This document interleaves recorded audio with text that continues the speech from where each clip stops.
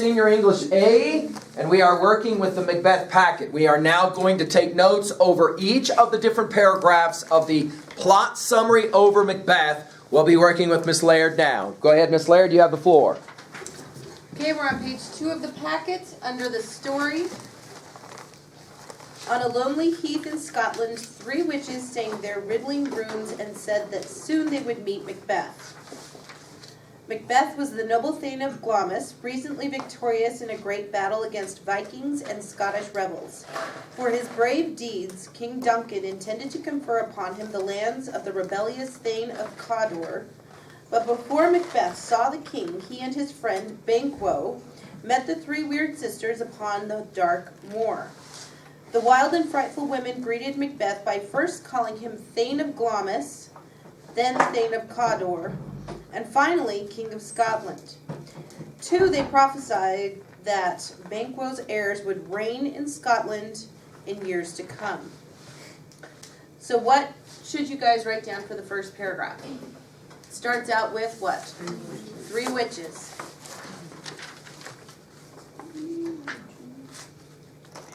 And what's the name of the 2 guys who meet up with the 3 witches?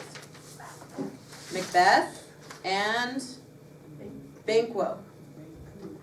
Now the 3 witches are going to tell each man something. They're going to tell Macbeth 3 things. What are they going to call him? This is important. One of them is they're going to call him King of Scotland. They're going to call him the Thane of Glamis and the Thane of Cawdor. So they give Macbeth 3 different names. What do they tell Banquo? His heirs, his descendants, will be the future rulers of Scotland. Okay, so you guys should each have a few things down for paragraph 1. When Macbeth tried to question the 3 hags, they vanished. Macbeth thought very little about the strange prophecy until he met one of Duncan's messengers, who told him that he was now Thane of Cawdor. This piece of news stunned Macbeth, and he turned to Banquo to confirm the witch's prophecy. But Banquo, unduped by the witches, thought them evil enough to betray Macbeth by whetting his ambition and tricking him into fulfilling the prophecy. Macbeth did not heed Banquo's warning. The words of the witches, as they called him king, had gone deep into his soul. He pondered over the possibility of becoming a monarch and set his whole heart on the attainment of this goal. If he could be Thane of Cawdor, perhaps he could rule all of Scotland as well. But as it was now, Duncan was king, with 2 sons to rule after him. The problem was great. Macbeth shook off his ambitious dreams to go with Banquo to greet Duncan. Okay, so what's the first thing that happens? What was the first prophecy that the witches gave Macbeth? That he would be Thane of Cawdor, and it comes true. So if one prophecy comes true, then that means maybe the rest are going to come true. Does Banquo believe in the prophecies given to him by the witches? No. What does he warn Macbeth about? That these could be self-fulfilling prophecies, and that he might not want to walk into a trap. So now they're leaving, and they're going to meet who is the current king? Duncan. Paragraph 3. A perfect ruler, Duncan was kind, majestic, gentle, strong. Macbeth was fond of him. But when Duncan mentioned that his son Malcolm would succeed him on the throne, Macbeth saw the boy as an obstacle in his own path, and he hardly dared to admit himself how his impediment disturbed him. Is Duncan a good king or a bad king? He's a good king. And he has 2 sons that are going to follow him. So, how many people does Macbeth have to go through before he's going to be king? 3. On a royal procession, Duncan announced that he would spend one night at Macbeth's castle. Lady Macbeth, who knew the witch's prophecy, was even more ambitious than her husband, and she saw Duncan's visit as a perfect opportunity for Macbeth to become king. She determined that he should murder Duncan and usurp the throne. Okay, so an opportunity is coming up. Duncan is coming to stay with Macbeth, and who's telling him he should go ahead and get rid of him and become king? His wife, Lady Macbeth. That night there was much feasting in the castle. After everyone was asleep, Lady Macbeth told her husband of her plan for the king's murder. Horrified at first, Macbeth refused to do the deed, but on being accused of cowardice by his wife and having bright prospects of his future dangled before his eyes, Macbeth finally succumbed to her demands. He stole into the sleeping king's chamber and plunged a knife into his heart. Okay, so what was Lady Macbeth's plan? To kill him. And how does she get her husband to do it? She calls him a wimp. She challenges his manhood, and he gives in. The murder was blamed on 2 grooms who Lady Macbeth had smeared with Duncan's blood while they were asleep. But the deed was hardly without suspicion in the castle, and when the murder was revealed, the dead king's sons fled, Malcolm to England and Donalbain to Ireland. Macbeth was proclaimed king, but Macduff, a nobleman who had been Duncan's close friend, also carefully noted the murder. And when Macbeth was crowned king, Macduff suspected him of the bloody killing. Okay, so the king comes to Macbeth's house and he's murdered. Rumors start flying around the house. People suspect. What happens to Duncan's sons? They fled. They ran away. One to England, one to Ireland. Who was close to the king that suspects maybe Macbeth had something to do with it? Macduff. Macduff. We're going to remember Macduff for later. Macbeth began to have horrible dreams. His mind was never free from fear. Often he thought of the witch's second prophecy, that Banquo's heirs would hold the throne, and the prediction tormented him. Macbeth was so determined that Banquo would never share his own hard-earned glory that he resolved to murder Banquo and his son Fleance. So once Macbeth has the crown and he's king, he starts having nightmares because he's paranoid. What was the second prophecy that the witches gave? King of Scotland. Who would rule Scotland? Banquo's descendants. So if that was true, then that meant that Banquo or his son would become king after Macbeth.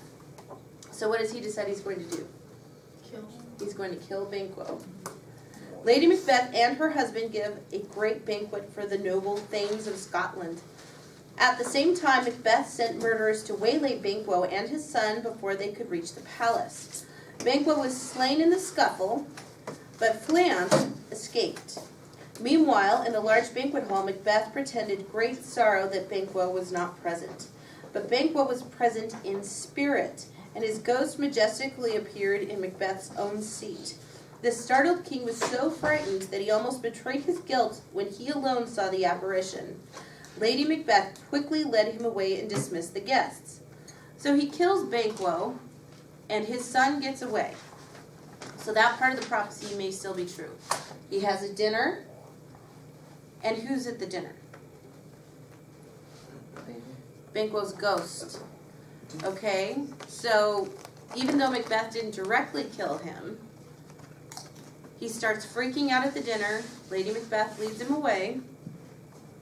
More frightened than ever, thinking of Banquo's ghost which had returned to haunt him, and of Fleance, who had escaped but might one day claim the throne, Macbeth was so troubled that he determined to seek solace from the witches on the dismal heath.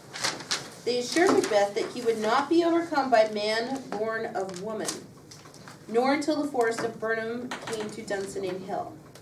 They warned him to beware of Macduff.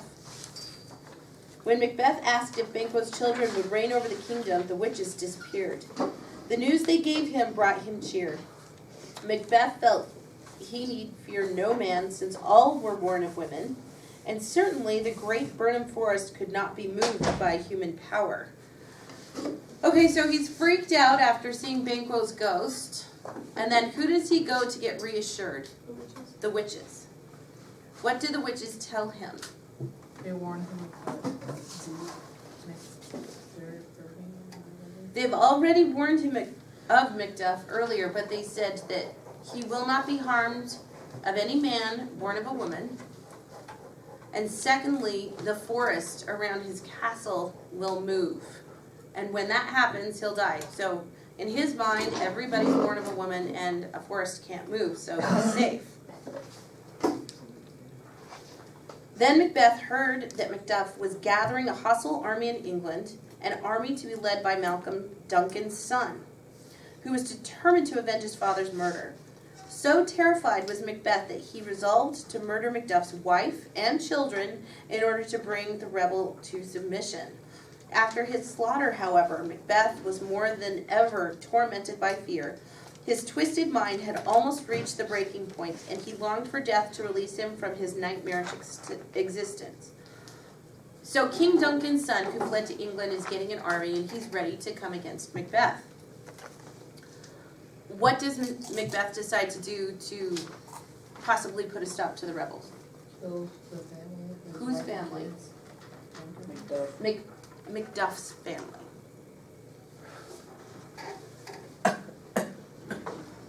And what did the witches tell him about Macduff? To watch out for him. And now he's killed Macduff's family, so what do you guys think might happen? Before long, Lady Macbeth's strong will broke. Dark dreams of murder and violence drove her to madness. The horror of her crimes and the agony of being hated and feared by all of Macbeth's subjects made her so ill that her death seemed imminent. So, Lady Macbeth is feeling so guilty. What happened? She kills herself. She's the one who initiated it from the beginning, right? On the eve of Macduff's attack on Macbeth's castle, Lady Macbeth died, depriving her husband of all courage she had given him in the past. Rallying, Macbeth summoned strength to meet his enemy. Meanwhile, Birnam Wood had moved, for Malcolm's soldiers were hidden behind cut green boughs, which from a distance appeared to be moving forest.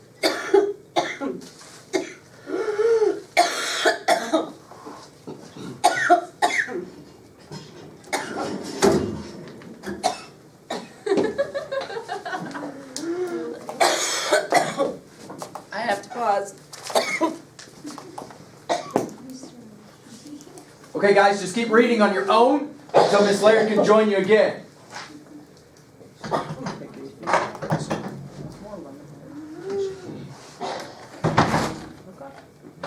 Where do we leave off? I'll keep working.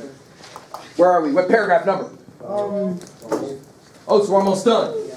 On the eve of Macduff's attack on Macbeth's castle, Lady Macbeth dies, depriving her husband of all courage she had given him in the past. Rallying, Macbeth summoned strength to meet his enemy. Meanwhile, Birnam Wood does move. We'll talk about why.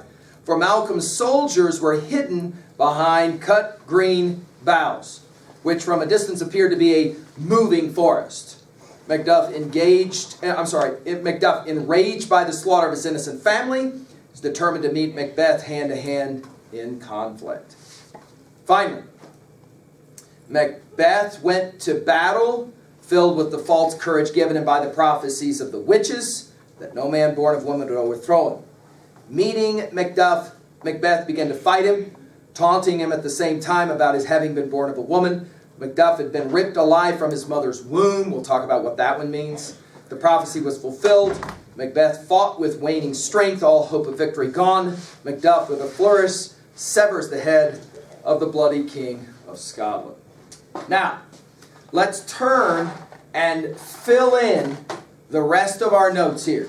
So I want to begin now with a series of comments about the play Macbeth. Where will we begin? Let's go to notes now. Where will we begin? 1. We're going to make several observations about this play. 1. Macbeth is a play about a man who wants power. Power. There's an interesting little mantra that I can share with you that runs something like this for your notes. He got what he wanted, but he lost what he had. He got what he wanted, but he lost what he had. Now, in a traditional understanding of a play that we would call a tragedy, Shakespeare writing 3 different kinds of plays: tragedies, comedies, histories. In a tragedy, we will define it as this for your notes. Tragedy.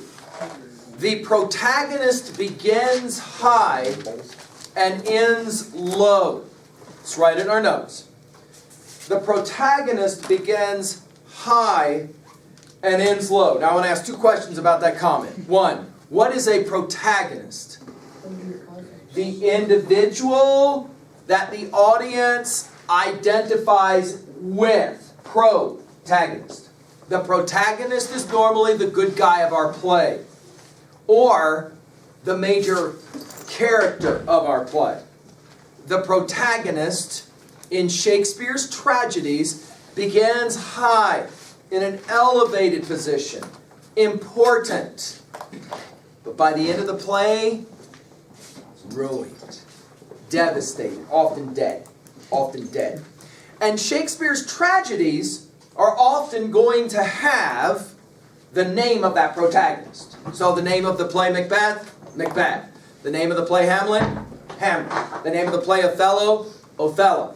King Lear, Lear. Do you got me? So in other words, we're talking about in Macbeth a character who will begin very, very high, but by the end of the play, destroyed.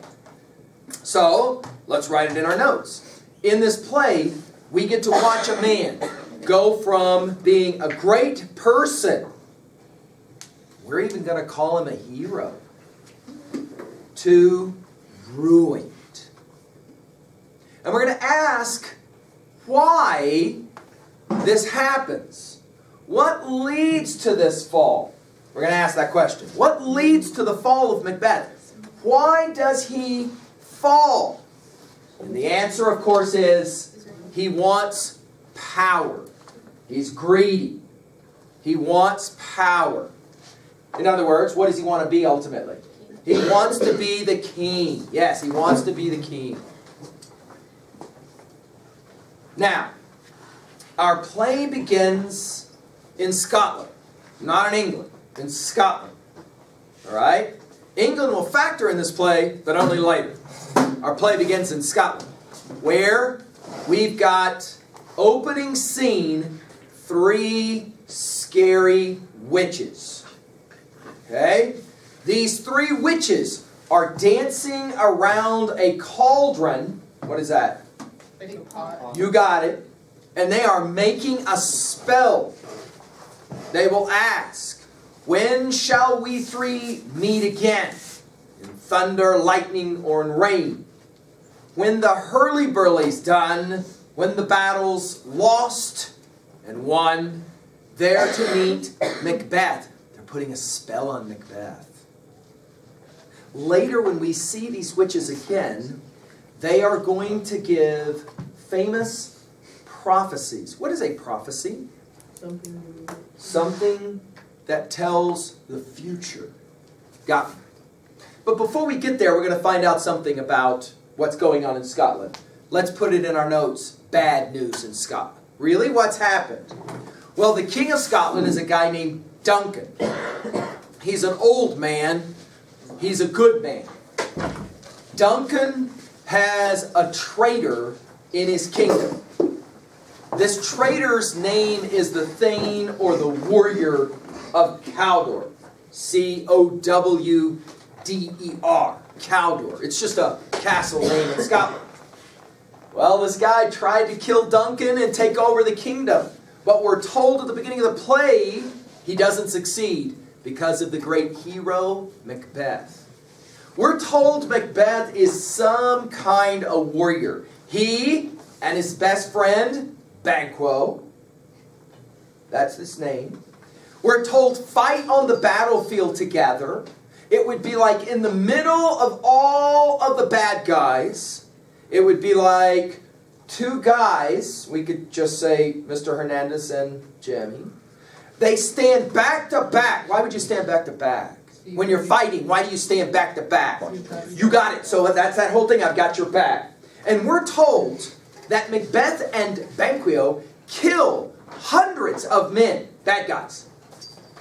Ultimately, Macbeth comes face to face with the lead bad guy, and we're told, are you ready for this? We're told that Macbeth cuts him from the groin to the gullet, tears out all of his insides, Why? cuts off the bad guy's head, and sticks it on a post. That's what Macbeth does. When the king hears that Macbeth has done this, he calls him a worthy gentleman. Now this is important. Roswell makes a fine point. We are in a different time. We are in a time when to be a man means somebody's got to get jacked, and jacked good. Macbeth makes his name by being a great, mighty, fighting warrior. Jot down in 3A, what epic hero does this come to mind with? Beowulf. Absolutely right. Macbeth, let's write it in our notes. Macbeth at the beginning of the play is our Beowulf hero type. He is a great and mighty warrior. Great warrior. Coming back from the battle, Macbeth is covered in blood and guts along with Banquo. And they see these three disgusting women by the side of the road. Banquo says about them, I'd call you women except for your beards. That's what Banquo says about them. They're scary looking women. And they will make 3 prophecies, first to Macbeth, then 3 prophecies to Banquo, and these become really important prophecies. Let's write them in our notes. This all coming from Act 1 of Macbeth. 1. First to the prophecies of Macbeth. Macbeth is hailed, that is to say they congratulate him, as 3 things. First, they hail him as Thane of Glamis, Glamis. Thane of Glamis. Thane means soldier or warrior, which is actually Macbeth's current station or status. He is actually Thane of Glamis. Then they hail him Thane of Cawdor. Now the Thane of Cawdor, of course, is the traitor who actually tried to betray King Duncan and all of Scotland. Finally, they hail him as king hereafter. Now, each one of these positions is a step up. Thane of Glamis is what he is now. Thane of Cawdor is like being the vice president. Of course, the king, you run the show. Right? Interestingly, Banquo looks at his pal, Macbeth. Because when Macbeth hears that he's going to be named king, he jumps like somebody read his mind. And Banquo says, why do you start and seem to fear things that are so good? Why is that? Watching his boy. Then Banquo kind of plays a game. Like if you're at the fair and there's that palm reader telling your future. He's like, hey, since you're at it, why don't you tell me my future? Right? The future promises for Banquo are interesting ones. They say things like the following. You're not going to be as happy as Macbeth. You're just going to be happier than Macbeth. Yeah, that's why you won't be as happy as Macbeth. You're just going to be more happy than Macbeth. Okay. The second prophecy. You're not going to be as great as Macbeth. You're just going to be greater than him. Yeah, and Banquo is kind of doing one of these things. The last one's the most interesting one. The third prophecy to Banquo goes like this. You're never going to be a king, but your sons will be kings. Well, now that's interesting because how do you get to be a king? Well, normally, there's only 2 ways to get to be a king. 1, your daddy was a king, right? 2, you kill a king and take over the kingdom. So we'll call regicide. It's the only 2 ways you get to be a king. You don't get voted to be a king, correct? The way you get to be a king is your daddy, right? It's a monarchy, right? Your daddy was a king, and so you get to be a king. So when the prophecy to Banquo goes, you'll never be a king, but your son will be kings, Banquo's like, whoa, whoa, whoa, that's a strange. Onto the stage comes messengers to tell Banquo and Macbeth, great news.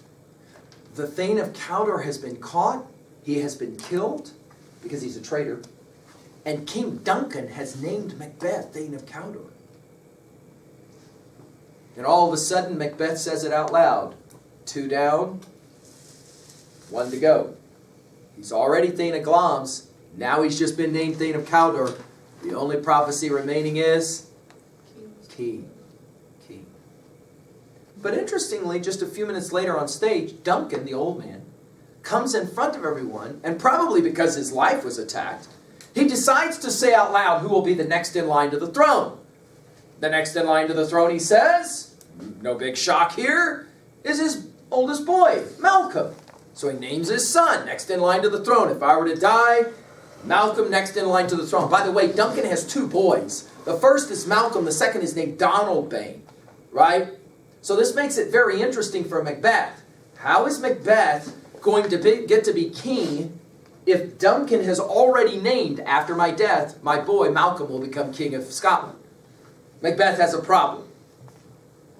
Meantime, Macbeth's got a girl. His wife, Lady Macbeth. She is one of the greatest villains of all of Shakespeare's plays. You want to write this down. She is scary, B-A-D. She has only one interest, and that is she wants to be queen. The only way she gets to be queen is Macbeth becomes king. Macbeth writes her a note, a letter, and he tells her, man, I got the strangest thing happen to me today. I had this battle. I cut this guy up from his belly button to his throat, pulled out all of his innards, and stuck his head on a post. It was a good day. But on my way back, he says, there were these witches next to the side of the road, and they gave a promise to me that I would be Thane of Cawdor, and then I would get to be king. And all of a sudden, a messenger comes on stage and tells me, I'm Thane of Cawdor. I wonder if I could be king. And it's Lady Macbeth who says, you will be king. And yet she says something fascinating about her man. She says, and yet I fear thou art too much full of the milk of human kindness to catch the nearest way. Put that in your own words. What'd she say about her man? I'm afraid he's too nice of a guy. He's too much of a wimp to do what it takes to become king. What's it going to take to become king? He's going to have to jack King Duncan, isn't he? Wait a minute. Lady Macbeth says about her man, he's too much of a wimp. We've just been told out on the battlefield he kills 250 bad guys, and the king bad guy, he cuts him from his belly button to his top of his throat, pulls out all of his innards and sticks his head on top of a post. She says about that guy, he's too much of a wimp. Lady Macbeth, she's wicked bad. All of a sudden, servant comes on and says, hey, great news. King Duncan's coming to your castle tonight to spend the night. The name of Macbeth's and Lady Macbeth's castle is called Inverness. Inverness. He's coming tonight. She's like, no way. All of a sudden, Macbeth shows up. She goes, hey, we get to be the Holiday Inn for King Duncan tonight, right? And he goes, yeah, that's right. She goes, let's take care of him then. Macbeth knows exactly what she's saying. Macbeth's like, oh, I don't know. And she says, hey, your face, my lord, is as a book where men may read strange matters. Look like the innocent flower, but be the serpent under it. Ooh, listen to that one. She tells her man, here's the problem. You're giving away too much. You got a guilty look on your face. We're going to kill this guy tonight while he's sleeping. But I need you to look like the innocent flower, but be the serpent under it. The word picture is devastating. You go out into the garden, you see a beautiful flower, you reach down to pick it, and from behind the flower is the king cobra. And he'll hit your hand and kill you. That's her word picture. Boy, she's a sweet gal, isn't she?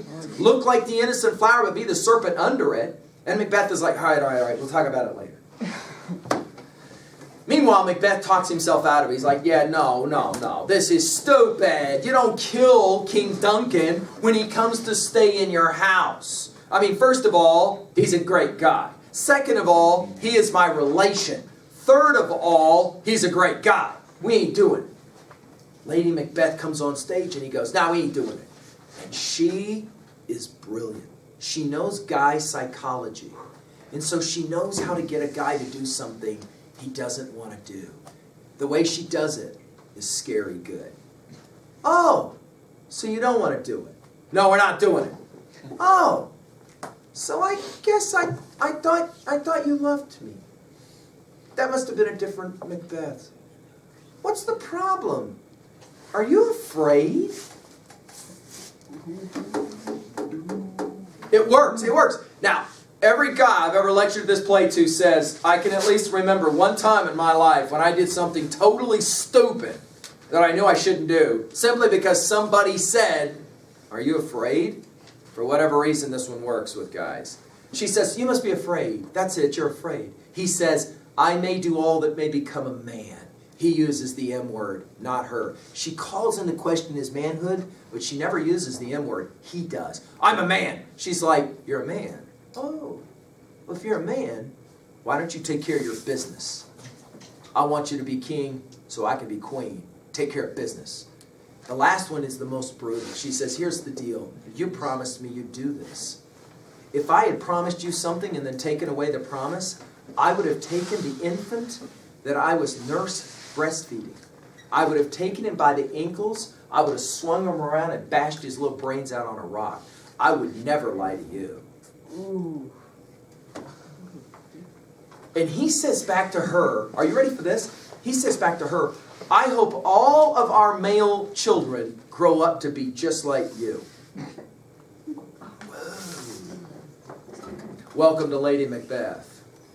Act 1 of this play ends with Lady Macbeth and Macbeth saying, I got a plan. This is what we're going to do. Lady Macbeth says, he's got 2 bodyguards sleep next to him. I'm going to go in and get them drunk, party with them. They're going to be out. They're going to be totally out. You're going to come in while the 2 bodyguards are drunk. You're going to stab the old man to death. And then you're going to leave the knives right there laying right next to the king, ready, go. Macbeth's like, great plan. Of course, anybody with a brain realizes this is probably not the best of plans, because all she's doing is she's getting the bodyguards drunk. Right? Then Macbeth's going to come in and jack the king. Then he's going to leave the knives right there laying next to the bodyguards. The next morning, everybody's going to come in and see the dead king. The 2 bodyguards are going to come out from their drunk buzz. What's up? They're going to say, I don't know what happened. Last night we were like partying with Lady Macbeth. Man, is she wild or what? And then the next thing I know, we just woke up this, right? So obviously got a problem here with the plan. But it's not a problem that Macbeth or Lady Macbeth see until it's too late. That's Act 2. We'll open Act 2 with Macbeth beginning to hallucinate. This cat's mind's not so good. And he sees a bloody dagger hanging in midair. And when he reaches for it, it's gone. He's worried about killing old man Duncan, but he's decided that he's going to do it. When we come back then, we're ready to study Act 2, and we're going to watch Macbeth go down as he goes up. You hear what I'm saying? He goes down. He gets what he wants to be king, but he lost what he had, namely, peace of mind. This becomes one of the great plays about criminal psychology, and when we come back, we'll have some conversation about that. All right, there you go. An introduction to the play Macbeth. Come back tomorrow.